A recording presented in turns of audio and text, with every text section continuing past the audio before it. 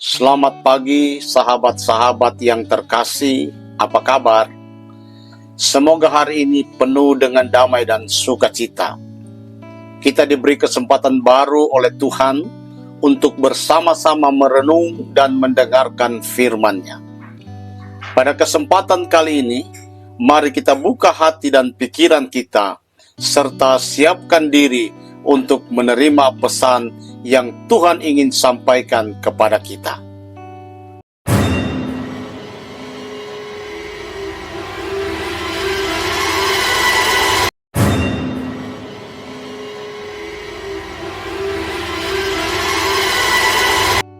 Haleluya. Selamat pagi Bapak Ibu Saudara yang dikasihi Tuhan Yesus Kristus. Kembali kita berjumpa dalam program Pagi Bersama Tuhan. Hari ini saya percaya Tuhan sudah menyiapkan sesuatu yang indah bagi kita semua. Firman Tuhan berkata dalam Mazmur 118 ayat 24, "Inilah hari yang dijadikan Tuhan, marilah kita bersorak-sorai dan bersukacita karenanya." Pagi ini kita akan belajar tentang satu kebenaran yang sangat penting, sesuatu yang bisa mengubah seluruh hidup dan keluarga kita. Tema kita pagi hari ini adalah ketika hadirat Tuhan tinggal di rumahmu. Mari kita buka bersama-sama dan membaca di dalam 2 Samuel pasal 6 ayatnya yang ke-11. 3 bulan lamanya tabut Tuhan itu tinggal di rumah Obed-Edom orang Gad itu. Dan Tuhan memberkati Obed-Edom dan seisi rumahnya. Mari kita berdoa. Tuhan Yesus yang baik, pagi ini kami datang kepadamu dengan hati yang terbuka. Kami rindu mengalami hadirat-Mu yang hidup. Urapilah setiap perkataan yang keluar dan jadikan renungan ini saluran berkat bagi setiap pendengar. Dalam nama Yesus kami siap menerima firman-Mu. Haleluya. Amin. Saudaraku, kisah ini terjadi pada zaman Raja Daud.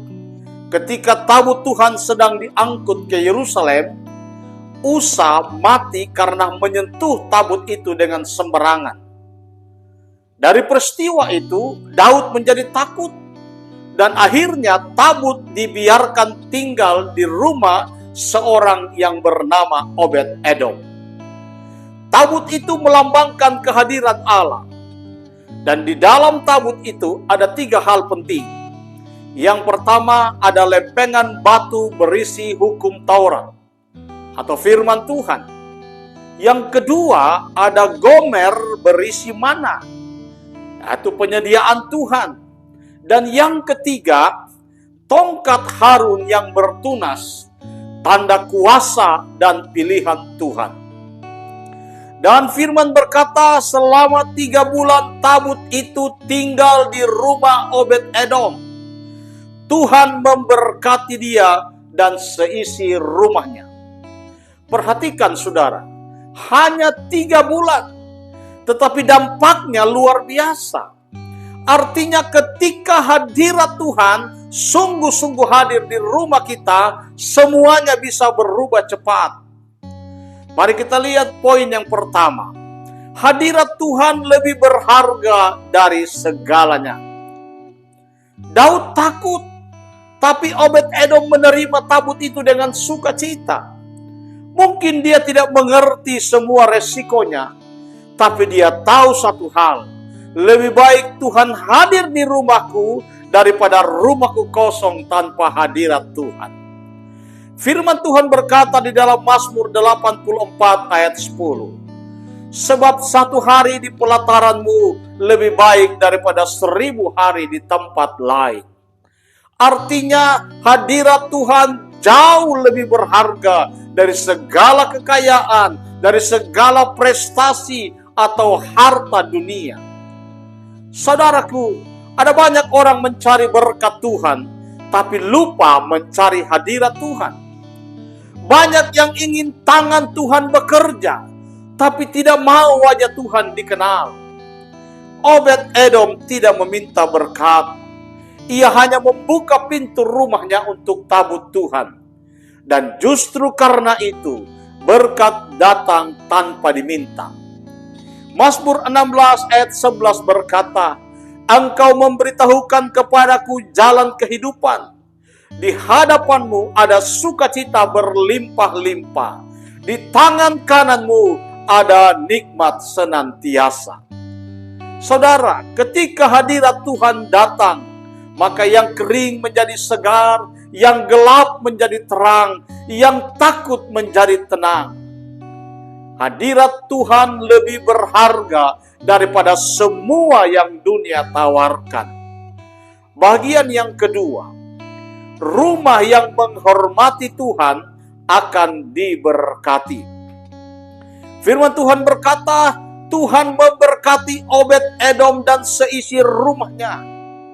Perhatikan saudara, bukan cuma dia, bukan cuma Obed-Edom yang diberkati, tetapi seisi rumahnya. Artinya ketika hadirat Tuhan tinggal, berkat itu bersifat menular ke seluruh keluarga. Rumah Obed-Edom bukan rumah besar, bukan rumah istana, tapi rumah sederhana.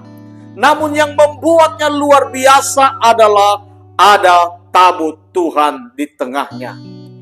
Saudaraku yang dikasihi Tuhan, bukan ukuran rumah yang menentukan berkat, tetapi siapa yang tinggal di dalamnya. Mazmur 127 ayat 1 berkata, Jikalau bukan Tuhan yang membangun rumah, sia-sialah usaha orang membangunnya. Tuhan tidak mencari rumah mewah, Tuhan tidak mencari rumah megah, tapi Dia mencari rumah yang mengundang hadirat-Nya. Mari kita tanya pada diri kita sendiri, apakah rumahku tempat Tuhan betah tinggal? Apakah rumahku penuh dengan doa atau penuh dengan keluhan dan pertengkaran? Apakah keluarga kami memuliakan Tuhan atau sibuk dengan hal-hal dunia? Kuncinya ada di altar keluarga. Bangunlah waktu doa pagi, pembacaan firman bersama, dan ibadah keluarga sederhana. Disitulah hadirat Tuhan tinggal. Yosua 24 ayat 15 berkata, Tetapi aku dan seisi rumahku, kami akan beribadah kepada Tuhan. Ketika rumah kita menjadi tempat ibadah, bukan sekedar tempat tinggal, maka Tuhan sendiri akan menjadi pelindung dan sumber berkat bagi seluruh keluarga. Poin yang ketiga, hadirat Tuhan mengubah segalanya. Saudara perhatikan, hanya dalam 3 bulan, hidup Obed-Edom berubah total. Berkat itu begitu nyata, sampai Raja Daud pun mendengar kabarnya. Coba kita lihat 2 Samuel 6 ayat 12. Diberitahukanlah kepada Daud demikian, Tuhan memberkati Obed-Edom dan segala yang dipunyainya oleh karena tabut itu. Bayangkan saudara, dalam waktu 3 bulan, reputasi Obed-Edom naik. Keluarganya diberkati, usahanya maju, ternaknya berlipat ganda, semua karena hadirat Tuhan. Ingat, Obed-Edom bukan orang Israel sejati. Dia orang Gad. Tapi kasih Tuhan tidak terbatas oleh asal-usul. Siapapun yang membuka hati dan rumahnya bagi Tuhan akan mengalami hal yang sama. Mazmur 23 ayat 6 berkata, Kebajikan dan kemurahan belaka akan mengikuti aku seumur hidupku, dan aku akan diam dalam rumah Tuhan sepanjang masa. Kalau hadirat Tuhan ada dalam rumah saudara, pertengkaran diganti damai, air mata diganti sukacita, ketakutan diganti kekuatan, kekurangan diganti berkelimpahan. Hadirat Tuhan tidak hanya mengubah situasi, tetapi juga mengubah suasana. Dari rumah yang gelap jadi penuh terang. Dari keluarga yang dingin jadi hangat dengan kasih Kristus. Ketika hadirat Tuhan tinggal, berkat datang tanpa diundang. Mari kita renungkan 3 pertanyaan. Apakah hadirat Tuhan masih tinggal di rumahku? Apakah aku memberi waktu bagi Tuhan setiap hari? Apakah rumahku menjadi tempat pujian atau tempat keluhan? Saudaraku, mungkin rumahmu sederhana, mungkin masalahmu besar, tapi izinkan Tuhan hadir di tengahnya. Jangan cuma mengundang Tuhan sesaat, biarkan Tuhan tinggal di rumahmu. Wahyu 3 ayat 20 berkata, "Lihat, aku berdiri di muka pintu dan mengetok. Jikalau ada orang yang mendengar suaraku dan membuka pintu, aku akan masuk mendapatkannya dan aku makan bersama-sama dengan dia." Tuhan sedang mengetuk pagi ini. Dia ingin tinggal, bukan sekedar singgah. Dia ingin menjadikan rumahmu seperti rumah Obed-Edom, penuh dengan berkat dan kemuliaan. Mulailah hari ini dengan membangun mezbah pribadi. Doa pagi bersama keluarga, walau hanya 10 menit. Baca 1 ayat firman bersama-sama. Ucapkan syukur sebelum keluar rumah.